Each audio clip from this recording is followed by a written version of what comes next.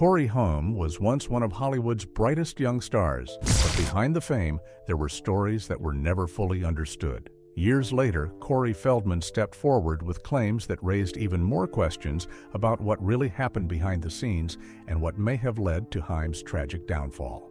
Join us as we uncover what was said, what was reported, and what still remains a mystery. The making of Correy Haim. Correy Haim was born on December 23, 1971, in Toronto, Canada. From the very beginning, his life was shaped by both opportunity and emotional difficulty. He grew up in a middle-class Jewish household, where everyday life appeared normal from the outside, but things were not always stable inside the home. As a child, Correy was known to be quiet and introverted. He did not easily open up to others and often kept his feelings to himself. People who knew him described him as sensitive, someone who felt things deeply, but did not always know how to express them.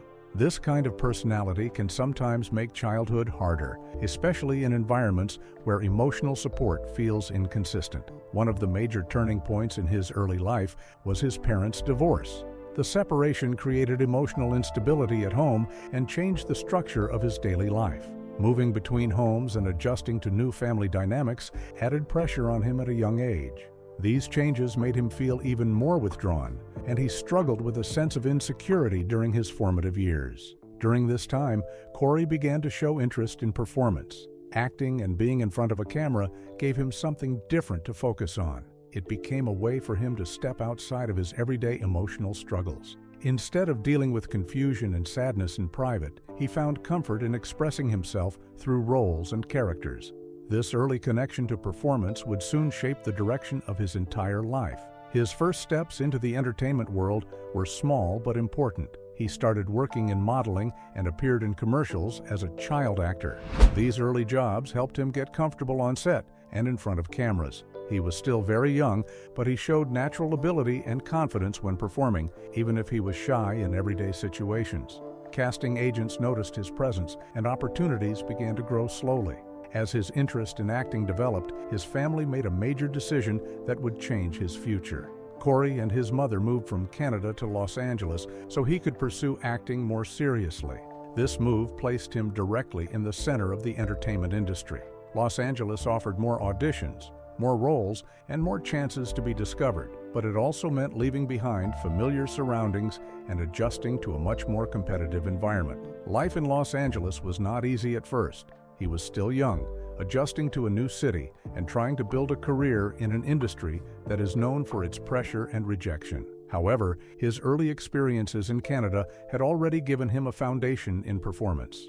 That foundation helped him continue pushing forward even when things were uncertain. By the time he settled into Hollywood life, Correy Haim was no longer just a quiet child from Toronto. He had become a young actor with growing ambition, stepping into an industry that would soon change his life in ways he could not yet understand. He was now on a path that would quickly take him from small roles to sudden fame, and everything was about to accelerate faster than he could control. Sudden stardom. Correy Haim's rise in Hollywood did not happen slowly. Once he started getting noticed, things moved very fast. In the early 1980s, he appeared in small television roles and minor film parts. These early jobs were not major, but they helped him learn how the industry worked. He spent time on sets, met different directors, and began building experience as a working child actor. Even in these smaller roles, people noticed something different about him. He had a natural way of acting that did not feel forced. He could show emotion in a simple and believable way, which made him stand out from other young actors at the time. This quality would soon become the reason he was cast in bigger projects. His real breakthrough came in 1986 with the film Lucas. In this movie, he acted alongside Charlie Sheen and Winona Ryder. The film focused on teenage life, friendship, and emotional struggles, and Correy's performance caught a lot of attention. He played a quiet and sensitive character, and many viewers and critics felt his acting was very real and honest. It was not overly dramatic or exaggerated. Instead, it felt natural, which made people take notice of his potential. After Lucas, his career changed quickly. Casting directors and producers started seeing him as a serious young talent. He was no longer just another child actor. He was now being considered for leading roles in major films. This shift happened in a very short time, and it brought a new level of pressure and attention. In 1987, Correy Haim was cast in The Lost Boys, a film that would become one of the defining movies of his career. The movie mixed teenage drama with supernatural themes and became a major hit. Correy played Sam Emerson, a character that connected strongly with young audiences. His performance helped the film become even more popular, and his face became widely recognized across the United States and beyond. After The Lost Boys, Correy Haim became a teen idol almost overnight. He was featured in magazines, posters, and interviews. Fans were drawn to his soft-spoken personality and youthful appearance. The media often described him as the boy next door, a label that shaped how the public saw him. This image made him very popular, but it also placed him under constant attention. During this period, another important part of his career began to form. He started working closely with fellow young actor Correy Feldman. The two quickly developed a strong on-screen chemistry, and Hollywood noticed it. They were often cast together in teen-focused films, and their partnership became widely known. The media even gave them a combined name, the Two Correys. Their films, including License to Drive, helped solidify their status as one of the most recognizable young duos in Hollywood during the late 1980s. Bear with me for just a moment. This is genuinely worth 20 seconds of your time. Quick question. Can you still remember every word to a song from 1975, but you forgot what you had for breakfast this morning? Scientists found the exact reason for that pattern in 2013. It has nothing to do with aging. It's a specific system inside your brain, and researchers have found exactly how to restore it. Go to brainresearchreport.com, or if it's easier, it's linked in the description below. It's genuinely one of those things you'll wish you'd known sooner. Now, back to the video. As fame grew, so did expectations. Correy Haim was now not just a working actor, but a public figure with a carefully shaped image. His life had changed completely in just a few years, moving from small TV roles to international recognition at a very young age. Everything around him was moving fast, and the pressure of sudden fame was beginning to build in ways that were not easy to see at the time. He was now stepping into a world where success came quickly, but staying grounded would become much harder than anyone expected. The Correys. By the late 1980s, Correy Haim and Correy Feldman had become one of Hollywood's most recognizable young duos. Their on-screen partnership turned into a real cultural moment, often referred to as the Correys. This was not just about two actors working together. It became a brand that Hollywood actively promoted because it brought in a large teenage audience. One of the biggest examples of their success was the 1988 film License to Drive. In this movie, both Correys played leading roles, and the film became a commercial hit. It showed their natural chemistry and timing, and it strengthened their image as rising teen stars. For many young viewers at the time, they were familiar faces representing fun, rebellion, and teenage life on screen. Behind this success, however, Hollywood was becoming very focused on marketing young stars. The late 1980s was a time when the entertainment industry heavily invested in teen idols. Studios carefully shaped how actors looked, acted, and were presented to the public. For Correy Haim, this meant that his image was no longer just his own. It was being managed and controlled to match what audiences expected from a teen star. There was strong pressure to maintain a youthful and clean public image. He was expected to look a certain way, behave a certain way in interviews, and continue delivering performances that fit the teen idol mold. This kind of pressure can be very difficult for anyone, especially someone still growing up. It meant that personal struggles often had to be hidden in order to protect the image that studios relied on. At the same time, Correy was losing the normal experiences that most teenagers go through. While other kids his age were in school, spending time with friends, and learning about life in a regular environment, he was moving between film sets, interviews, and promotional events. His schedule was controlled by work commitments, leaving little space for a normal teenage routine. Even though he was becoming more famous, he was also becoming more isolated. Fame brought attention, but it did not always bring real connection. Many of the people around him were part of the industry, which made it harder to separate personal life from professional life. Over time, this can lead to feelings of loneliness, even when surrounded by many people. he was also being exposed to adult environments at a very young age. Film sets, industry parties, and Hollywood social circles often included older actors, producers, and industry professionals. These spaces were not designed for teenagers, and they could be overwhelming.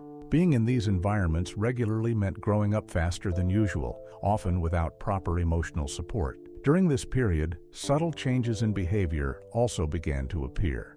There were early signs of dependency forming, especially as stress and pressure increased. While these signs were not always visible to the public, people around him started noticing changes in energy, focus, and stability. These issues were often brushed aside or not fully understood at the time. As the Correys continued to rise in popularity, the demands around them only increased. Success brought opportunity, but it also brought pressure that was becoming harder to manage quietly. And behind the bright image of teen stardom, deeper struggles were already starting to take shape. First, collapse. By the time Correy Haim was still a teenager, the pressure of fame had already started to take a serious toll on his personal life. Around his mid-teens, he was introduced to prescription pills. At first, these substances were often linked to managing stress, anxiety, or physical discomfort from long working hours on set. But over time, what began as occasional use started to turn into something more regular. As his workload increased, so did reports of changes in his behavior. People who worked with him began noticing signs of onset anxiety and exhaustion. There were moments when he appeared tired, unfocused, or emotionally unsettled during filming. Some described him as inconsistent, with energy levels that could change quickly. While he was still talented and capable of strong performances, these issues were becoming harder to ignore. Along with this, a dependence on prescription painkillers and sedatives began to grow. These substances can create temporary relief from stress or discomfort, but they can also lead to reliance when used repeatedly. For Correy, this dependency slowly became part of his daily routine. Instead of being something occasional, it started to feel necessary for him to function through work and pressure. As the 1990s began, his career started to slow down. The strong momentum he had built in the late 1980s did not continue at the same pace. Fewer major roles were coming in, and the projects he was involved in were often smaller productions. This shift made it harder for him to maintain the same level of visibility in Hollywood. The change in career direction also added more stress during a period when he was already struggling personally. During this time, there were attempts at rehabilitation and recovery. He entered treatment programs more than once, trying to break away from dependency and regain control of his life. Some of these efforts led to short periods of improvement, where things seemed to stabilize for a while. However, the recovery did not last consistently, and relapses became part of the pattern. This cycle made long-term stability very difficult. Financial problems also began to appear despite his earlier success. Even though he had earned significant money during his peak years as a teen star, poor management, limited work opportunities, and ongoing personal struggles led to instability. Over time, this created pressure in a different form as financial stress added to his already difficult situation. At the same time, Hollywood itself began to step back. In an industry that often depends heavily on reliability and consistency, his growing unpredictability became a concern for producers and studios. Roles became harder to secure, and opportunities that once came easily started to disappear. Being seen as unreliable meant fewer chances to work, which further reduced his stability in the industry. By this stage, Correy Haim was facing a combination of personal, professional, and financial challenges all at once. The early signs of addiction had now developed into a deeper struggle that affected nearly every part of his life.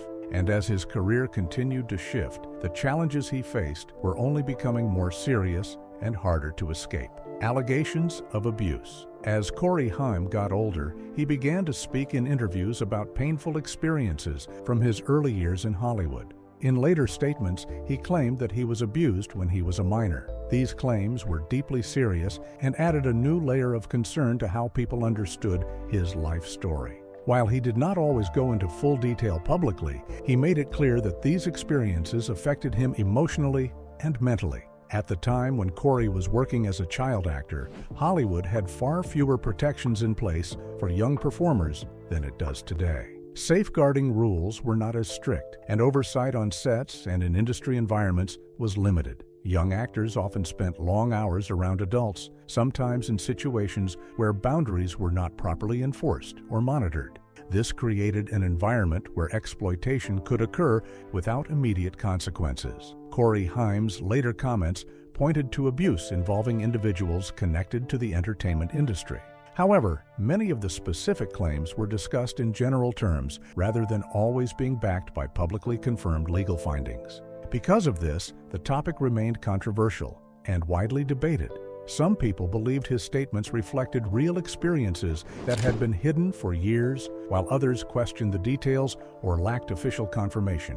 What remained consistent in his accounts was the emotional impact. He often described long-term trauma linked to his early career experiences. This included feelings of confusion, trust issues, and emotional pain that stayed with him into adulthood. These struggles were not always easy for him to explain publicly, especially while he was also dealing with addiction and instability. One of the major challenges he faced was the difficulty of speaking openly during the years when his substance use was at its peak. Addiction made it harder for him to maintain stability in interviews, legal matters, or public discussions. This often led to his statements being dismissed or not taken seriously by parts of the industry and media. As a result, his voice on these issues was not always heard clearly when he first tried to speak about them. Correy Feldman, his longtime friend and co-star, later became one of the most vocal supporters in discussing the idea of systemic abuse in Hollywood. Feldman also spoke publicly about his own experiences and claimed that there was a wider pattern of exploitation affecting child actors in the industry. He often referenced both his own story and Corey Haim's experiences when raising awareness about these issues. Their shared history gave weight to Feldman's public statements, even though they also sparked debate and controversy.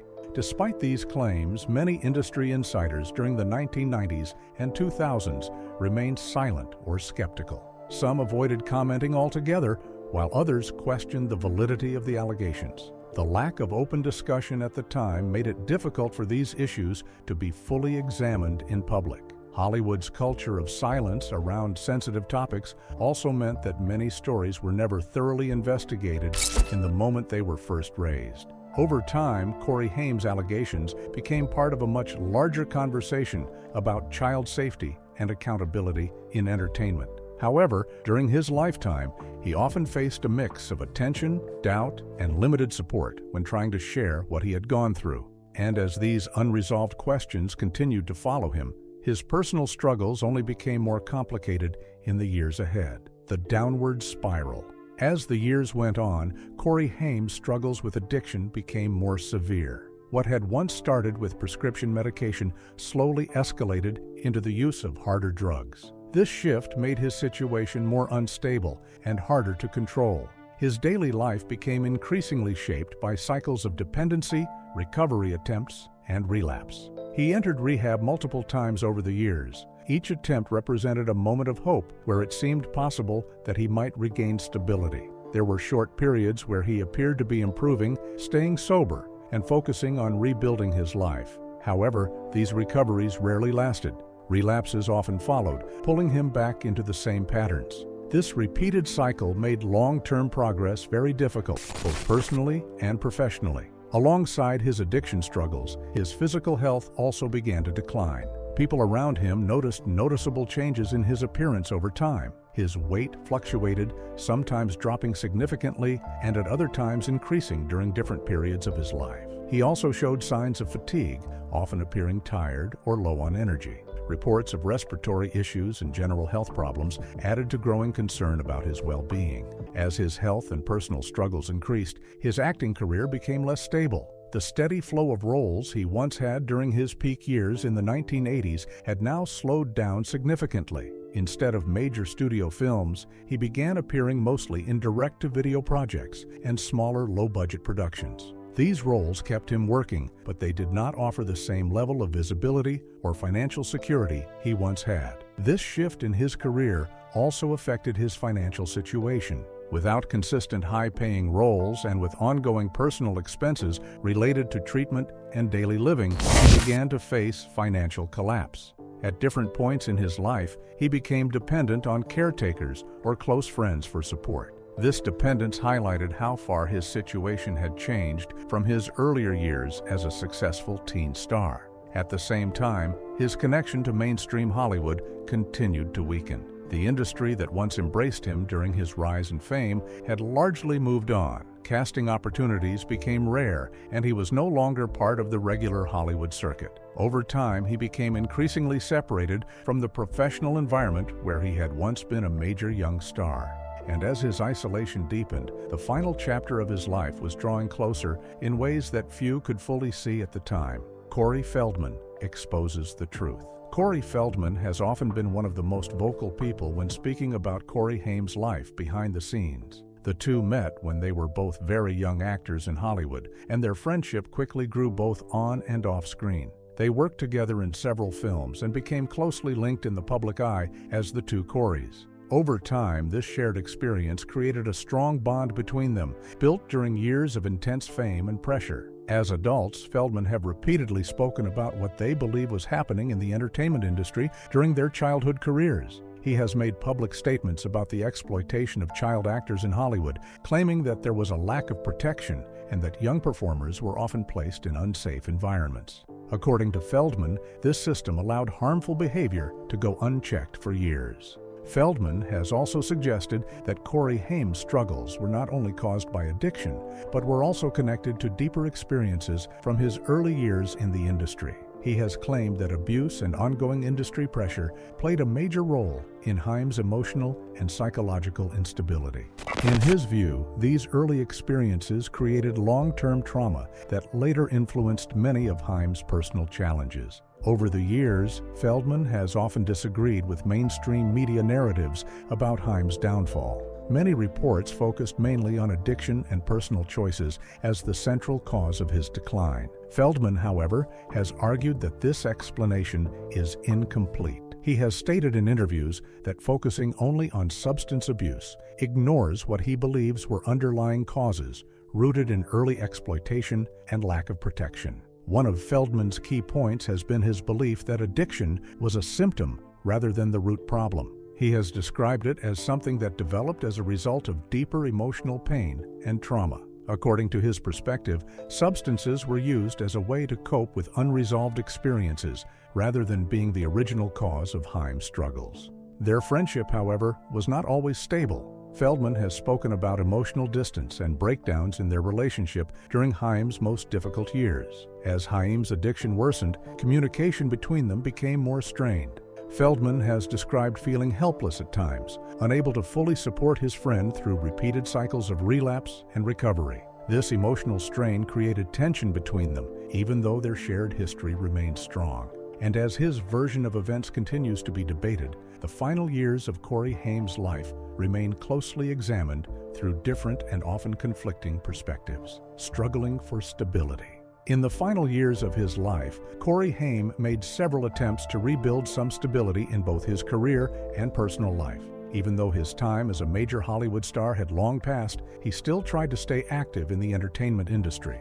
He appeared in independent films and low-budget projects, hoping these roles might help him regain direction and consistency. He also took part in reality TV appearances, which gave him brief moments of public attention again, but none of these opportunities led to a lasting comeback. During this period, his struggle with addiction continued. There were times when he managed to stay sober for short periods. These moments often gave hope to those around him, as he seemed more focused and calm during those phases. However, these periods of sobriety rarely lasted long. Relapses followed, and the cycle repeated itself, making long-term recovery very difficult to maintain. His living conditions during these years were often unstable. Financial problems had built up over time, and he did not have consistent income from acting work. This led to situations where he depended on others for support. At different points, he stayed with friends or caretakers who tried to help him manage daily life. His financial distress also made it harder for him to access consistent care or maintain a stable home environment. Health issues became more noticeable during this stage of his life. He visited hospitals multiple times for different medical concerns. Some of these issues were treated, while others were only partially addressed or remained ongoing. His overall health was fragile, affected by years of substance use, stress, and irregular living conditions. These factors combined to make recovery more complicated. In the final months leading up to March 2010, Haim's life remained unstable.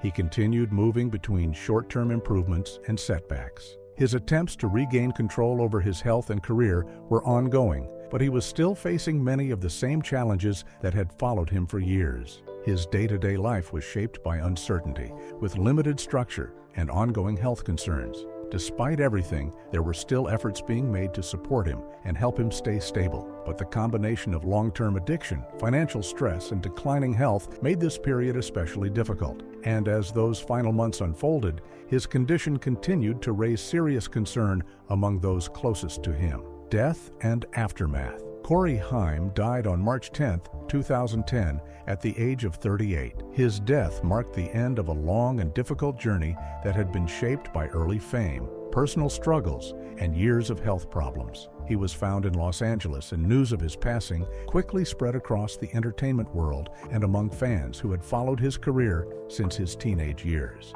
According to official reports, the cause of death was pneumonia that was complicated by long-term drug-related health issues. This explanation pointed to a combination of physical illness and the impact of years of substance use. His weakened health made it harder for his body to recover from infection, and this played a major role in the outcome reported by medical sources. In the days and weeks that followed, media coverage focused heavily on his history of addiction. Many reports highlighted his struggles with drugs over the years and suggested that an overdose or long-term substance abuse was the main factor behind his death. This narrative became the most widely discussed explanation in public conversations, especially because his addiction history had been well known for a long time. However, Correy Feldman, his longtime friend and co-star, publicly questioned whether the full story had been properly investigated. Feldman has repeatedly stated that he believes important parts of Haim's life and experiences were not fully examined in connection with his death.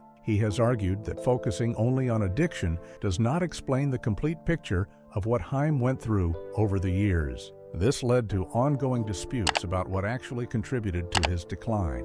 Some people believe that drugs and long-term health damage were the primary causes. Others argue that there were